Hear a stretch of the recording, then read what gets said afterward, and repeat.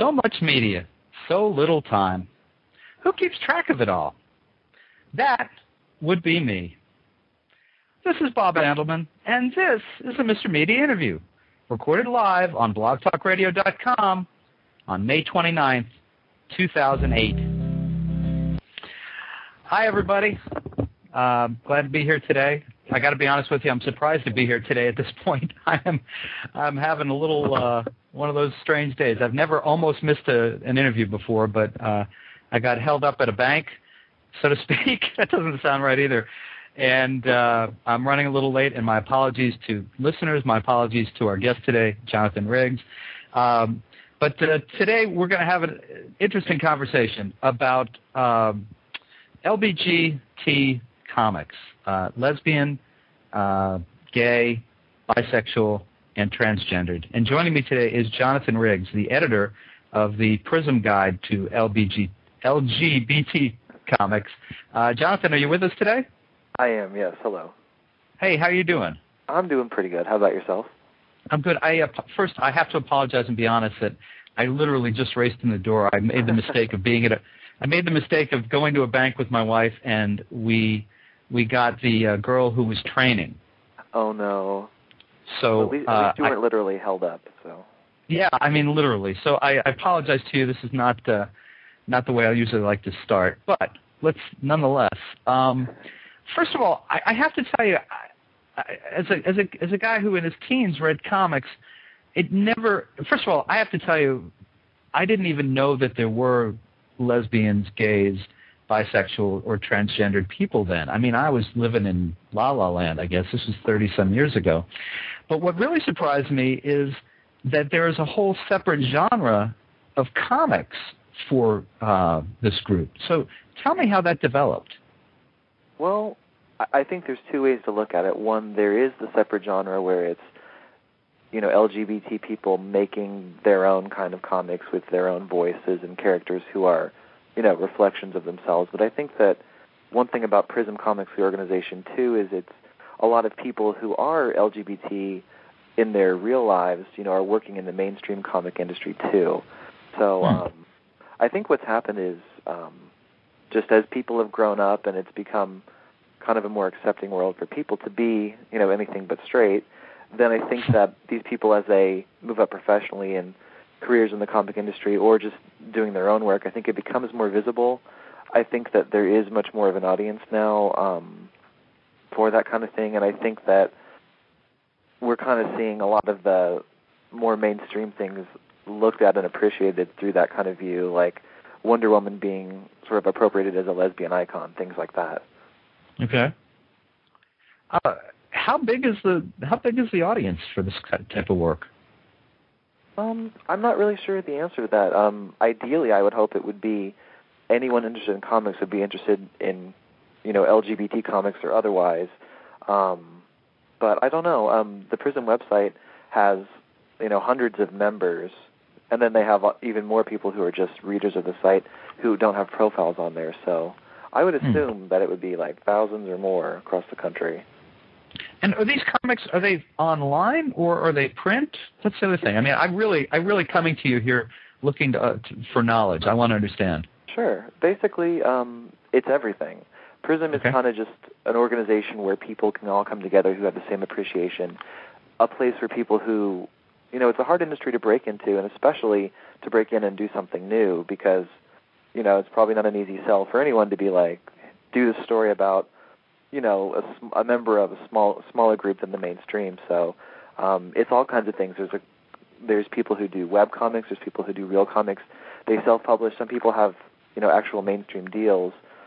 They're everywhere. I think what I was surprised to find out, not really being as up on the comic industry as some people before I became involved with Prism, is just how much of an interest there is both in and also outside, because there are a lot of people who have pretty big readerships doing their own thing, and I think it's really exciting to think about these different kinds of comics, just all kinds, getting read and getting talked about, and even like the quote-unquote real comics, the mainstream ones, just having people sort of dissecting them, talking back, through a gay filter. I think it's really exciting to think about just that we have this like forum on the internet now where people can sort of take anything that's out there and put it through a lens that maybe you wouldn't expect. So like the new Superman comic, the new Wonder Woman comic, how does a gay man think about it? And you get to hear this viewpoint that, you wouldn't normally hear if you just went on Amazon.com or something. Well, and there's so many ways I want to I have to be so careful the way I phrase things right now. I'm just thinking about that. But there's so many ways I want to ask you about this. I mean, sure. We talk about Wonder Woman. Early, as I recall from reading, early on, Wonder Woman was criticized for being too overtly heterosexual and sexual. And then, now, are you telling me that she's been kind of taken over as a kind of a lesbian icon? Well, I think the thing with Wonder Woman, it's a very interesting kind of creation story. I guess there's always been kind of this weird tension with Wonder Woman where, you have the strongest female superhero, that everybody knows, one of, DC's big three, Superman, Batman, Wonder Woman. I think one thing, talking to a lot of, like, LGBT fans, especially gay men, I think growing up, a lot of gay guys appreciated Wonder Woman more than they appreciated the other two. The Linda Carter TV show, the comics themselves, the cartoons, Super Friends, all that. I think that today, on the surface, you would think Wonder Woman would just be, like a hero to straight women, gay, like straight men would appreciate her too. But I think that really, probably the strongest fan base for Wonder Woman is gay men and women, and I think it's a good thing. I think that the cool thing about that is you see drag queens dressed as Wonder Woman. You see gay men sharing the stories of, when they wanted to be Wonder Woman as kids or dressed up for Halloween. And I think she's an interesting example of just kind of gay people claiming someone who supposedly wasn't. I mean, I guess there's always that thing about, she came from an island of all women who had limited use for men. There always were kind of these like lesbian, I guess, undertones to it all. That, yeah. So. I guess Wonder Woman is the one that pretty much everyone can agree on as a sex symbol of some kind. I mean, I always liked the idea of that island of all women. I just thought, if there was just some way to get down there and convince them that I was the only one male that they needed, I thought that would be great. So. Well, I'm not sure you could handle him. You know what? At this age, no, I don't think I could. I think 25 years ago, I probably thought that I could. What are some other mainstream characters that are, icons to the, gay, lesbian comics crowd? Well, one thing that I kind of enjoyed as I became more and more a part of this community is hearing, who people's first crushes were. Like when I would read comics when I was a kid, I didn't really think about being gay or straight, but I always knew that I sort of had crushes on some of the male characters, like Wolverine, one of the X-Men. Like I always really liked him and kind of liked him a little bit more than I, could really understand why. And hearing people's stories like that, I think, is fun. But one of the stories we actually have in the new Prism Guide is kind of like a little timeline of the first gay character in the X-Men comics was a character named North Star, and he kind of got treated kind of strangely by the writers, like killed off. Kind of, I think people really didn't know what to do with him. They made that the most interesting thing about him, and then it was sort of like he was always getting killed or captured or having some crazy thing happen to him. So, there's different sort of generations of this stuff, and so in the newest little incarnation, there are more gay characters. There's a gay character named Anol who's kind of like a lizard boy, and so he's sort of the present day North Star. And in this kind of cool twist, North Star was his mentor until, of course, he went crazy and attempted to kill everyone and is,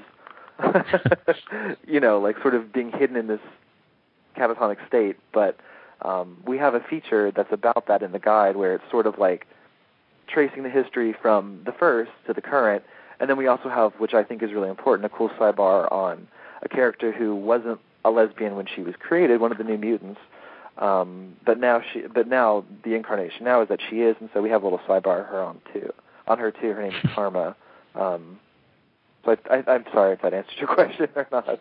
No, that's all right. I mean, what about other characters that are essentially straight in like the DC, Marvel, Image, Dark Horse universe, but nonetheless are iconic? Well, I think definitely, and I think that one of the main features that we have every year in the guide is kind of like a year in roundup through a queer lens, where it's like, all the comics, gay, straight, otherwise, and we have people, go through them and just sort of say what the gay content was like for the year. And some of the people, the comics don't have any at all, and some it's just like characters that people are familiar with.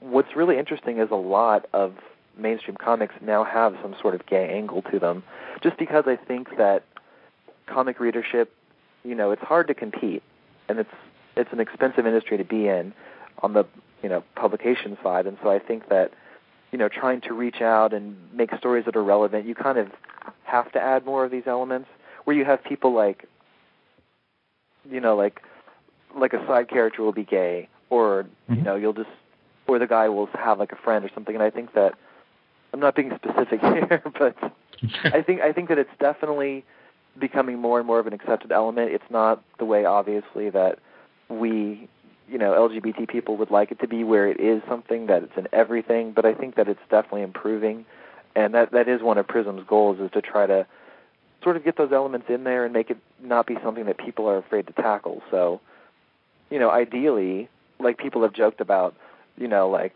not just have, the gay psychic or whatever, but maybe do it, like maybe do a series where it's like the wedding of Superman and Batman or something, where it's like you have real characters that people see and identify and have them be gay. Like in some of the different versions of the X-Men, some of the characters themselves that started out as straight, in this other little timeline and world, are gay. Like, for example, the character Colossus and Nightcrawler, like they are having a gay relationship in one of like the versions of the X-Men. So just different ways, I think, to make characters interesting, and that's something that's improving, I hope.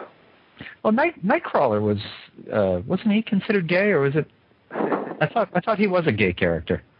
He wasn't originally. I think he even has a daughter, but I don't know. When you're a blue devil, I think it's going to raise questions, right?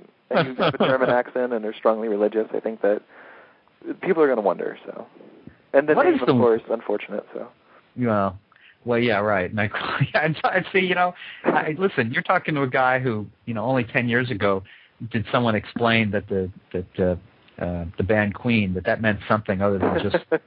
I literally, I don't know. I don't know where I live. I mean, if La La Land is a place, I must be there.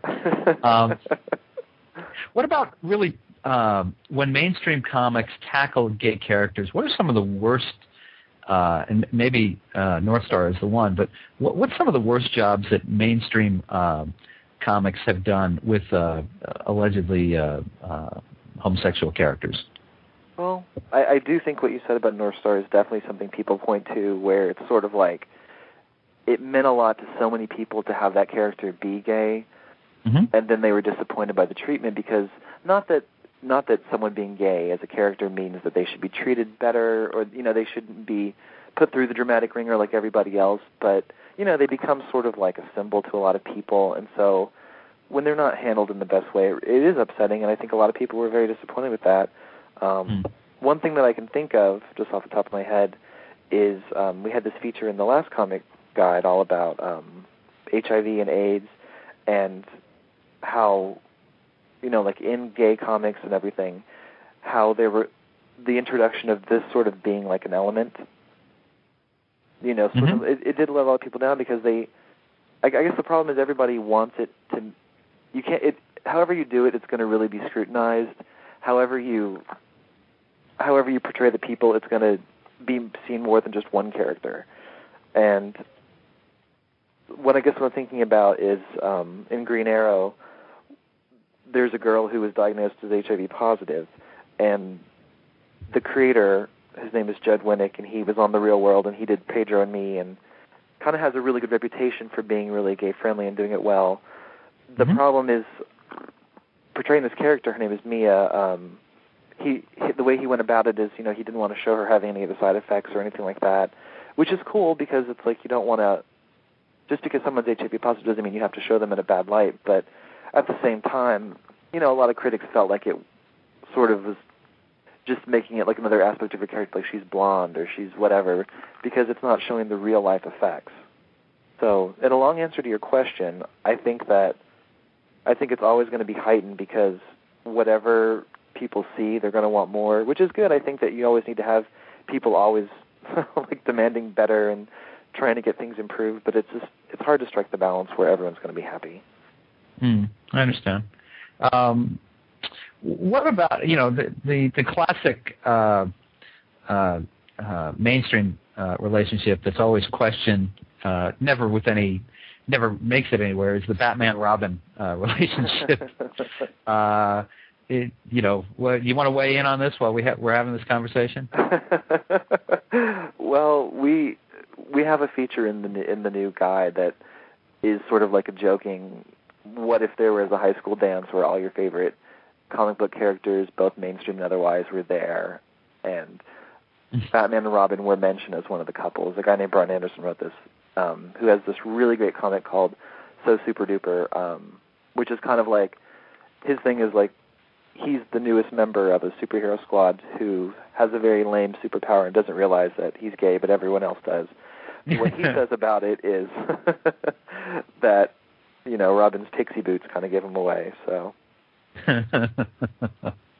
So I would say that I'd have to come down on that side too. It's kind of weird too, and I don't understand the whole Ward relationship. So that there's a lot of stuff that's been written about that going back to the 40s, where suddenly every superhero had to have that sidekick, and that caused a lot of rumors. There was a lot of suggestion, I guess, that some of the creators then may have been gay. That probably was not the word that they used at the time.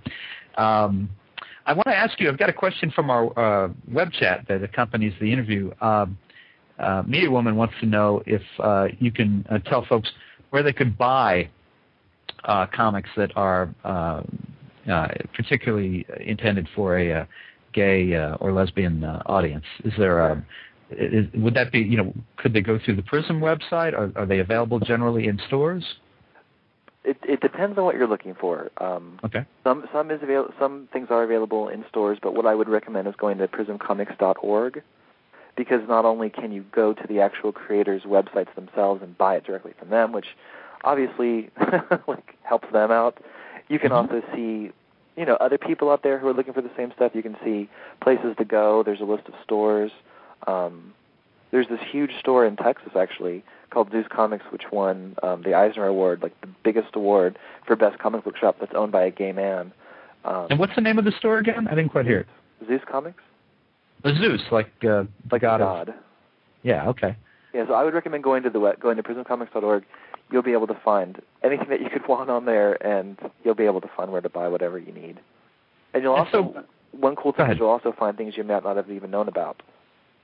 Because some of the people who are on the website are people who are just starting out, or they're just kind of doing their own thing and self-publishing everything, which is really, really cool. So I was going to ask you to explain what Prism is exactly. It seems like it's a gathering place for a variety of interest in gay comics as opposed to actually publishing gay comics. True. What it is it's the only nonprofit of its type in the country. It supports LGBT comic books, creators, and themes. Basically, they go to different Comic-Cons all across the country. They go to different kind of events. They sell creators' work at their booths. They hold events. They publicize, different people who are having these come out. People can go onto the website and, talk in a community. Their website is updated every day with different features. Everything. It's kind of like your entire resource for LGBT comics, whether that means your take on mainstream comics or LGBT just by itself comics. Basically, they're out there doing everything from that to trying to make sure that people in the mainstream comic book industry, are keeping true to, hiring practices that are fair to LGBT people, that they're including the voices in the themes. If there is a theme in mainstream comics, making sure that it's fair and unbiased, and if there's any kind of issue, kind of doing grassroots support to try to protest, and a lot of the people who are involved actually either currently or actually have worked for mainstream comics in the past. So your voice is heard if you go and speak. So it's a community. It's a social, almost a social networking site, or it is a social networking site for a very. And it's growing. And the Comic Book Guide is their only publication every year, and so that's kind of how they make their money besides donations and selling things at the different events they go to. Is this guide, which is just kind of like a collection and sort of a yearbook of sorts for who's created what's going on in the community, like just kind of putting it all together in one place. And that's why I was really proud to be a part of it, because you hold in your hands just one book, but this is representative of the work of a lot of people who want to get their voices heard in a place where it's not always easy to make that happen when you're not like everybody else. Mm-hmm. If anyone who's listening to the show and maybe signed into the web chat, I'm actually holding up the 2008 Prism guide to LGBT. I keep getting it wrong. LGBT comics, and I'm also going to hold up the 2007 edition. So if you're checking that out. We talked about Wonder Woman earlier, and there's some really cool Wonder Woman paper dolls in the 2007 one. Okay. Where you can dress yourself up as Wonder Woman if you so desire. Now, I did see in this year's guide that speaking of conventions and stuff, there is actually one of the very first things in the book is where in the world is Prism Comics, and there's photos, I guess, from the community attending everything from New York Comic-Con to Comic-Con International in San Diego, the West Hollywood Book Fair. I bet that's an interesting event, and so on. So, if you have an interest in this, do folks from Prism? Oh, and my dogs wanted to get in on the conversation. do folks from Prism Comics? I mean, do they set up a table or a booth or announce gathering places before these things? They do. Somebody from Prism will be at all these events. There was even one in the UK last year too. Somebody from Prism is always there doing stuff like passing out cards, selling things, just being there answering questions, showing off different things. So it says, we're everywhere, meaning LGBT people and also Prism Comics, and it's really true. There's another thing I liked in here. There's the on page 20, the High School Dance Confidential. Uh-huh. This is, I guess this is connecting different couples that maybe you'd like to see, or and not you, but I think Brian Anderson wrote this. He did, but I'd also like to see these couples. Okay, so I'll run through this so people can get a better sense of what we're talking about. One couple would be North Star, who we talked about, but North Star and Aquaman, Ant-Man / Giant Man / Yellow Jacket / Dr. Pym, and the Wasp. Now, I don't quite get why that one's listed. What I mean, why is that a couple of interest? Well, they've actually, some of these are couples that are couples only in fantasy, i.e. North Star and Aquaman. As Brian said, that'd be quite a long-distance relationship between the Marvel and DC universes. But well, we're suspending disbelief for the purpose of the conversation. That's right. Dr. Pym and the Wasp are actually a real couple. Things didn't work out so well for the two of them, but Brian's purpose in including them was, of course, as he says, every gay man loves a survivor, and the Wasp has always been one of the most glamorous superheroes out there, and kind of settled for less than she deserved when she was with Hank. So I think it was a little bit of celebration of a strong woman who can also turn into a wasp, which does not really happen enough now. And then we talked about Batman and Robin earlier. I wanted to read the description, though, just so we're on the same page. Batman and Robin's relationship is the epitome of unrequitedness.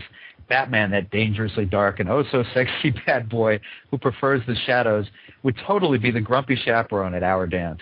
Meanwhile, Robin, the limelight-loving, pixie-boot-sporting, strangely short-wearing, and eerily smooth-legged hero, would be confessing on that dance floor better than Madonna. What a image, right? Yeah. Oh, and then, of course, the Wonder Twins. I love this. Let me give out our phone number. I see the web chat's getting a little busier here as we've gone on. If you'd like to call and ask Jonathan Riggs a question about Prism Comics, about the lesbian, gay, bisexual, transgendered community for comics, or if you know something else that you want to ask Jonathan about, feel free. The number is 646-595-3135. Of course, as always, I caution you, we're live right now on May 29th. If you're listening to this as a download, please don't call. I'm probably out mowing the lawn or something by now.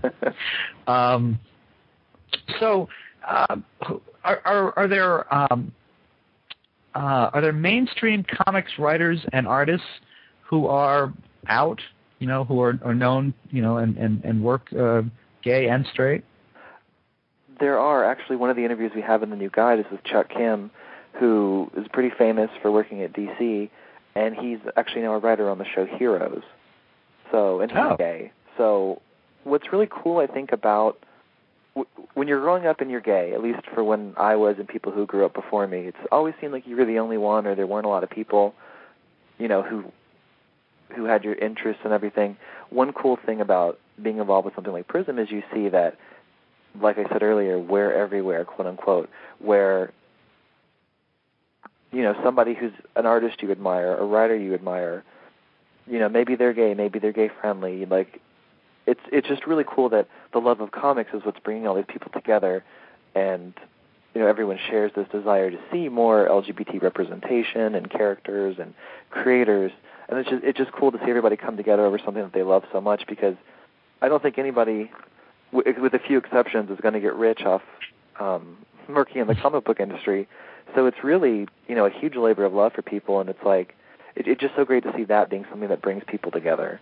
Mm-hmm. Let's see, we've got a couple things coming up in the web chat. Super Starlet would like to know if you and or Prism will be at, I just read them as they come in, if you and or Prism will be at San Diego Comic-Con in July. We both will be. Prism will be there the whole time. I will probably not be there the entire time, but I will be there. If I'm not there, someone would love to meet Super Starlet. Okay. There you go, Super Starlet. How, what's the best way to arrange to meet? Because obviously the event is so big. Will Prism, and maybe you said this already, does Prism have a booth? Prism has a huge booth. They have it every year. Actually, what's really cool is people who aren't related to comics but are LGBT related sometimes come. We had a writer named Dave White, who's pretty popular, who has a book out, and his husband Alonzo has a couple books, and so they came and they just worked at the Prism booth just because they support it. And so if you go to Comic-Con, there's you can find it in the directory where Prism is. They're not going anywhere. They're going to be there. There's actually a couple events they have too. They have a thing called a Big Gay Dinner, where it's like a lot of creators get together and have dinner, and there's always a gay mixer too. Prism it's called the Big Gay Dinner? It is. A guy named Aman, I'm going to mangle his name, but it's Aman Chaudhary, I think is how you say it. He said tentatively. He always holds it. And we also have a forum where there's a panel of gay creators. And I think there's more than one panel. And there's always a mixer afterwards, too. So if you go, if you're LGBT interested, if you go, there's going to be a lot of things that keep you busy and interested while you're there. You can, go to the events. You can go to the dance. You can go to the booth and just hang out. Like, people will welcome you with open arms. I'm sorry. I'm laughing because Super Starlet had a second question, and I had to write back and ask if she was serious. So I'm just going to ask it innocently. She says, she or he, I don't know. I'd hope. Can Jonathan describe how big Prism's booth is? It's something that must be seen in person, but you will be gladly shown. Oh, okay, yeah, there you go. He says Prism has a big booth. I'm just playing with you. Yeah. You web chatters, call in the number 646-595-3135. We can handle a few puns here. I don't think there'd be any offense taken. I would like to say one. Go ahead, Bob. Yeah, go ahead. I just wanted to say one thing. when you talk about LGBT, it's anything gay, it's always easy to focus on the gay aspect because when you think gay, it goes with gay man. Like when you think of comic books, you usually think of men. There's always the stereotype of the women are drawn really like anatomically impossible, and there's kind of that bias. And I wanted to make it very clear that the L in LGBT, we take it very seriously. There's a huge lesbian and women, presence with Prism Comics. We really made a huge effort in the guide to try to get, a strong female component. I think that it's important to know that there are a lot of really, really amazing, talented women out there, doing this too. Comic books aren't just for guys. It's definitely for women too. And one of the great things about Prism is that there's, so many cool, smart women, working to make this happen. Mm-hmm. Well, now tell me, I'm looking through the guide again, and are the comics for this audience, are they sexual in nature, or are they just comics? And I know that's probably, it sounds like a very naive question, but I imagine that's something that people would wonder if they're not familiar with the genre. That's a great question, actually. There's always that sort of tension between, how is something really gay unless you're showing like some sort of sexual aspect, because, technically that's kind of the definition, right? So the guide itself is, I would say, PG-13 at the most. We really, didn't want to make it too outrageous or anything. There are some really talented artists. There's a website called classcomics.com. Really, really amazing art, really, really great stories and stuff. It is pornographic. I mean, a lot of people in the guide, that's something they want to work in. That's the genre they deal with, and that is an aspect of it. We actually have a feature in here, which is a roundtable with some erotic comics creators, sort of talking about the additional challenges they face if they want to make, when you have something dismissed as pornography, you're not, that's one thing, but then if it's gay pornography, that's even, like reducing it even more. And these people, what they talk about is that they really want to show like fully developed characters who are sexual, have this element to them too, but also, are real people with real stories. And so, to answer your question, there definitely is a thriving element of, like, I hate using the word pornographic, but that kind of element, people working happily and proudly in that and making great stuff. But the thing to remember too is that happens in straight comics too, and there's also a huge element to straight comics where it's not that way at all. And the same thing with LGBT. Like, we have great stuff where it's like more focused on romance. We have stuff where it's not even about that at all. It's just about, superheroes, or it's about real life. It doesn't even affect relationships and stuff. It's like anything that you'll find in straight comics, you'll find in LGBT comics, and I would hope better. So. Well, Jonathan, we've got a call. Let's see what's going on. Hi, do you have a question or a comment for Jonathan Riggs of Prism Comics? Hi, this is I Got My Reasons. How are you guys today? How you doing? Hi. Good. Thanks for calling in. Good. I have a goofy question and a serious question, or a goofy comment and a serious question. All right. The comment is, I think I disagree with your guest about, I don't know if he said it exactly this way, but I think comics have always been gay. I think that's the joke in the Saturday Night Live ambiguously gay superheroes. It's definitely Batman and Robin, and men in tights and, pumped up muscles and all that. It just seems like that's always been a thread. Even the old Batman and Robin series on TV, it's like there's definite subtext there. And the serious question is, do you find that you mentioned the big gay dinner, and I put something in the chat room about Big Gay Al on South Park. Do you find that is your stuff marketed through mainstream bookstores, or is it just through? Is there a crossover factor? I mean, I'm not in the community, so I don't really know much about it. Yeah. But do you find that it's more mainstream now, or do you find yourself on the fringes? I think it's definitely approaching much more mainstream. The Prism Comics Guide itself is available, at any comic book store. You can walk into any one in your city and order it. So the thing is, comic book stores are much more accepting of this kind of stuff than they used to be, which is really exciting to hear. Right. What we're doing here with this comic guide is kind of putting together a big sampler of people who are affiliated with us, who, maybe you couldn't go into a store and buy their stuff, but in this collection you can. And so what is really exciting to me is that anywhere in the country where you walk into a comic book store, you can order this or find it on the shelf. That's great. That's some progress there, I would say. I would imagine. It really is. Yeah. And it's when you see the work that these people do, some of the stuff is just really amazing, and it wouldn't be surprising to see that they end up running some sort of mainstream comic thing one day. Cool. Do you think mainstream things like South Park, do you think they help or hurt the gay community? Like things like Big Gay Al? I think South Park, it kind of does that line where it's always wanting to offend everybody. But the thing about South Park is it's really smart. I think that it helps. I think the guys that do South Park are very smart. I don't think that they're, biased against gay people or anything. I think that if anything, it's making people be more aware of gay people, and I think that it's a great thing, actually. Just any kind of representation like that. I feel like it's kind of like a loving satire because there are people like that. No, I got that impression, but I wanted to see what... Well, I mean, when you have George Clooney voicing the gay dog, I mean, it's like, it seems like progress to me. Yeah, I hear you. Cool, well, more power to you, and I'll get off the phone now and go listen to myself on the radio. Good question. Thank you for calling, Agat. Good to talk to you. All right, take care. Bye-bye.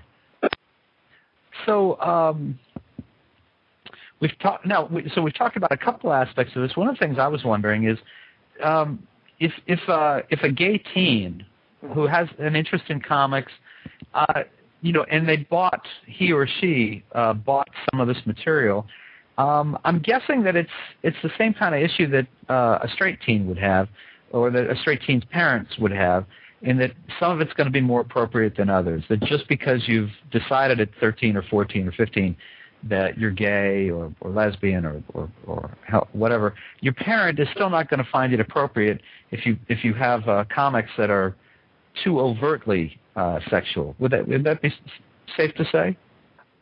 Yes, I mean, I think that any parent probably would hesitate to let their teenager knowingly possess anything they thought was offensive or too sexual. But I mean, the great thing about the guide is there's nothing in it that is inappropriate. Like it's the kind of thing where you and your mom created together. We made sure not to have anything that went over the line. The thing about, I guess, the extra element to that is if you're a gay teen, and you're questioning and you're reading this stuff. It depends on what you read again, because just like with straight comics, there's a variety. There's stuff that is a lot harder edged that maybe since you live with your parents, they wouldn't want you to read. But there's also a lot of stuff that would be incredibly appropriate and supportive. And I could think that as long as you're not reading something that, obviously your parents wouldn't want you to read because of like overly sexual content or something, I think a lot of the stuff would be fantastic for kids to read because, to know that they're not alone and to know that, hey, you could sit down with a pencil and paper and do your own comic. Even if it's just for your website, you could be out there creating too. Like your voice is just as important as anybody else's. Well, I know as a straight guy who's a straight teen, I had my Playboys and stuff like that, and I kept it out of sight. But I always found it, at that age where things are changing, you don't know what's going on with your body and stuff and your mind. I always found it reassuring to know that I wasn't the only one, and I was just trying to put myself in the mindset of a gay teen who's dealing with similar issues but from a different perspective. I mean, I didn't want my mother to find my copies of Playboy any more than a gay teen would want to be. Well, I don't know what the publication would be, but I'm sure there's an appropriate variation there. Well, there's definitely that element too. Like if you want to find erotic comics, they're definitely out there. There's definitely erotic gay comics. And there's creators of those comics that are represented in this book. So if that's what you want to find, you will not be disappointed. Just like the Playboy, if you're looking for that, you can definitely find it and find it done very well. Mm-hmm. Jonathan, I think you said when we started that you were not always a comics reader. Is that right? That's true. What kind of got you interested in this? When I was a kid, I really liked, Super Friends and things like that. I remember coming across a graphic novel of the Dark Phoenix saga from the X-Men when I was, I guess early teens at the latest, and just reading that made me really, really fall in love with comics. In 5th grade, I was just obsessed with the X-Men, and of course, like I said, especially Wolverine. But yeah, you did say that, yeah. That's right. And my mother was surprised that some of the female characters' clothing was a bit revealing, but little did she know that it wasn't really affecting me very much. But the way that I actually got involved, though, after really loving the X-Men and stuff, I kind of stopped reading and everything. And then when I got older, a guy that I was dating was really into comics, and he kind of got me back into it, introducing me to a graphic novel called Box Office Poison by a guy named Alex Robinson, which is not gay, but it was just as rich and as complex and as well written and drawn as a quote unquote real novel, and it just made me sort of reconsider thinking that comics were for kids or that I'd outgrown them. And then, like so many other people, I started reading like the Sandman books by Neil Gaiman, and it was just that more than anything else was what really made me passionate about loving comics, because that's one of the favorite things I've ever read in my entire life. I'd recommend anybody just check them out. I mean, it's a huge amount of text and pictures and ideas, and it was so literate and powerful and just so moving, and it made me appreciate what so many people who are members of Prism say, where they feel like they can express themselves most artistically through like the comic medium, and it was really reading that I realized how powerful it could be. Let me give out our phone number one more time before we call it a day here. If you'd like to call in and ask Jonathan Riggs of Prism Comics a question or make a comment, the number is 646-595-3135. Of course, again, only do it if you're listening to us live today on May 29th, 2008. I hope that when the interview is over, I'm out doing something equally productive, but I will not be here waiting for your call on Sunday night. Okay. I got my reasons who called in to us a few minutes ago, wanted me to ask you what you think of underground comics like Art Crumb and things like that, or if you've gotten familiar with that kind of work. I personally, Art Crumb stuff isn't something I love. Like, I loved American Splendor, like I love Harvey Pekar. I applaud people who do that. I think it's awesome. I think that in a way that's kind of the purest form of any kind of art, if you're just sort of doing it for yourself more than for anything else, because you could have the best reasons for writing a Batman comic or something and pour your heart and soul into it, but it means something different than if you just sat down in your house and created something that you didn't compromise for anyone on. You did what you wanted to do, and it was something you just had to do. I think that's really special. If you're not doing it to try to influence people, win fans, all that stuff. If you're doing it because you just feel so compelled to do it, I think that's really great. And I think that when it comes to underground stuff, I mean that's who I admire the most. Now, okay. I was just checking the questions here. Now, Prism Comics, I don't think is a full-time job for you. Is that right? It's not. Okay. What do you do? What do you do to make a living? I am the managing editor of Instinct magazine, which is the largest gay male lifestyle magazine in the country. I do I edit the guidebooks on the side. It's something that I love to do, and that I'm very proud to have done. So definitely have a toe at all times in the LGBT world. Now, I have to admit, I'm not familiar with Instinct. In any sense. I mean, I've heard of The Advocate and Out, but tell me about Instinct. It's kind of like the Maxim /Cosmo /Details to those magazines. They're both like Out is very glossy. The Advocate is very newsy. We're kind of like the sassy alternative that'll like, make jokes and make fun of you when you write a letter in and things like that. We have all the same stuff. We have the interviews, the fashion, all that stuff, but we always do it like in a more fun, kind of youthful way. And how long have you been with the magazine? Since 2004. And one thing I've been really proud to do is get a lot of Prism creators and Prism stuff in the magazine because I think people who do this and they, at their own expense and they do it, it doesn't seem like a very hopeful prospect that you're going to create, a comic about your gay life and suddenly become a millionaire. That's probably not going to happen, but I find it inspiring that people still want to do it and that they think it's important because it is. And we had this big section actually in our May issue where it was all devoted.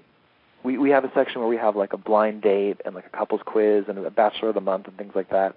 We did it all for Prism Comics creators, so it was cool. We had a blind date between two comic book characters that the guy drew, and they got to do some crazy fun things. And the Bachelor is actually the host of that big gay dinner we talked about. And the couples quiz, it's a gay couple in a comic book. Like, I just think that it's like such a fun, creative world, and I'm really excited to be able to be a part of it in a little way. Now, does the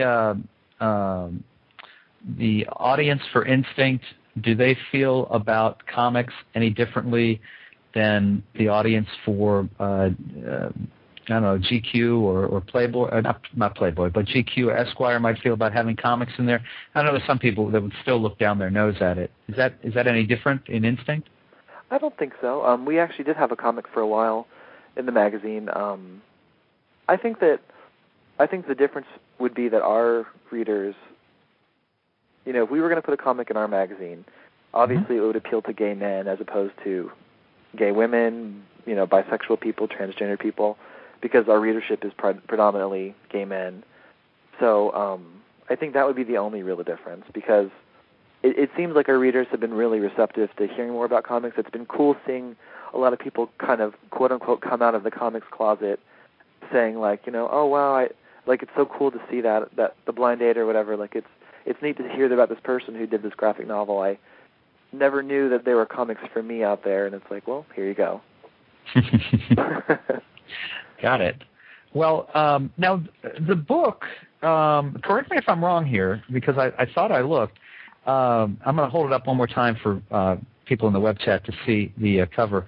The 2008 Prism Guide to LGBT Comics. That's right. Which our guest, Jonathan Riggs, is the editor of. You can't order this on Amazon, though, I don't think. Can you? Maybe not yet, but you will be able to. Okay. You should go to the Prism website. Would be the easiest way to get it. And if I could make a little hard sell for it right now.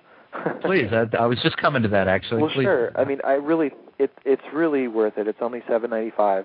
There's over 100 pages of original comics in here, and then there's, a ton of features, and there's really great stuff in here. Like, there's a round table with gay comic creators about, it's called Gods and Gays. Like how does God figure into the comic book world?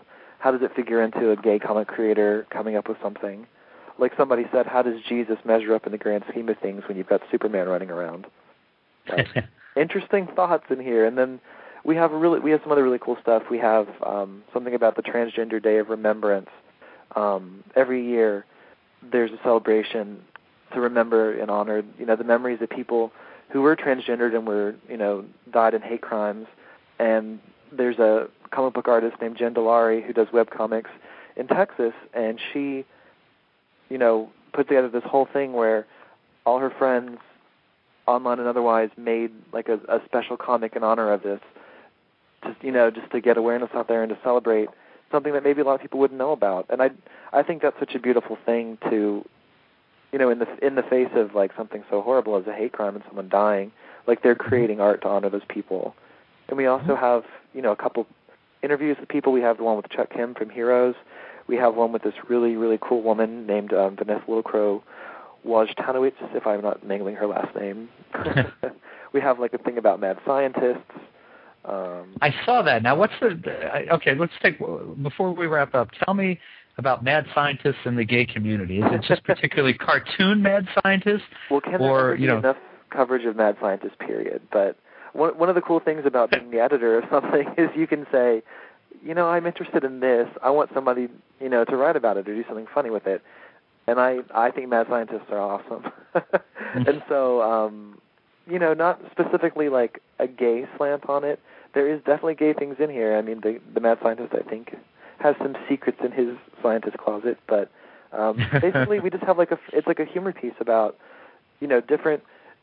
One of the things I love about the guide is the people who write it are just immersed in comics. They know all these really funny details that people like you or I might not get, but people who are as immersed in comics as they are would appreciate as like a little wink.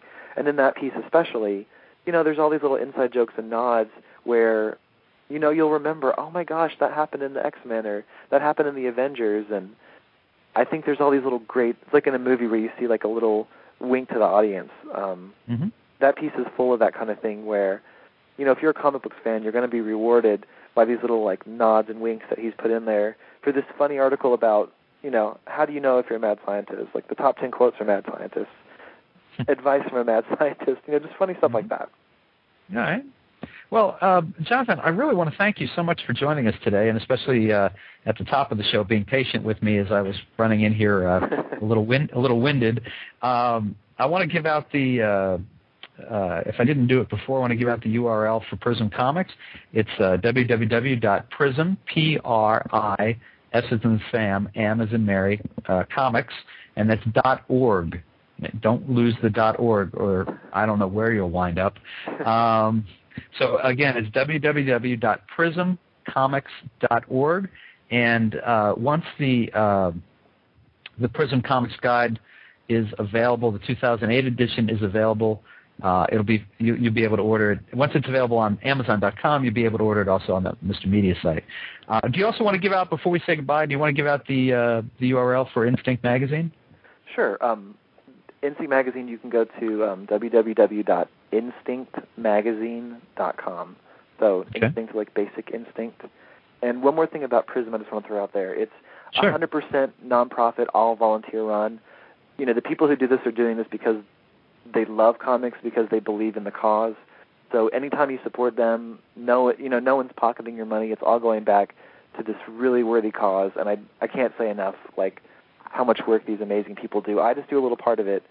There are so many people who do so many fantastic things, and they would really appreciate it, as would I, if people would go and just check out the site, start a conversation, pick up a comic, just do whatever, just become a part of it. Okay. And as we said, so prismcomics.org, and you can look for Jonathan Riggs and other folks from Prism at San Diego International, the Comic-Con International in San Diego this year in July. So, Jonathan, thank you so much for joining us today and hanging with us on Mr. Media. Well, thank you so much for the opportunity. I really appreciate it. My pleasure. Take care. Thank you. Bye-bye. And folks, for dozens more celebrity and media newsmaker interviews, surf over to our main website, www.mrmedia.com.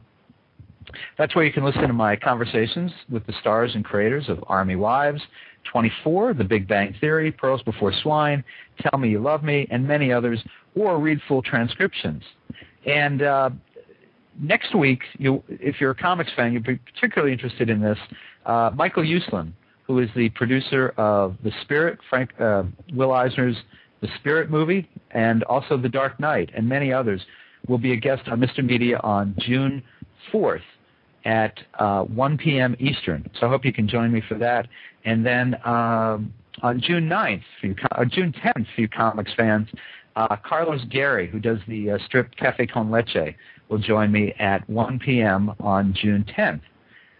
One more comics guest on June 18th, Blake Bell, who's written the first and only biography of Steve Ditko, the co-creator of Spider-Man. I think the book is called Stranger and Stranger. He will be my guest on June 18th at 1 p.m.